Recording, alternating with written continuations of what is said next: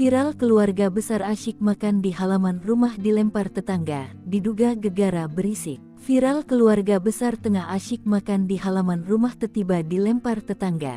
Keluarga tersebut begitu ramai mulai dari anak-anak hingga orang dewasa. Namun saat tengah mempersiapkan makanan untuk makan bersama seketika dilempar tetangga. Peristiwa tersebut pun viral di media sosial. Sejumlah video viral ramai berseliweran di media sosial memperlihatkan momen kumpul bersama sebuah keluarga besar. Namun tiba-tiba ada peristiwa yang tidak mengenakan sampai membuat keluarga itu bubar dan kabur. Dari rekaman video viral yang diunggah akun TikTok @aigelpingi, video itu berdurasi 30 detik mengabadikan momen kumpul bersama sebuah keluarga.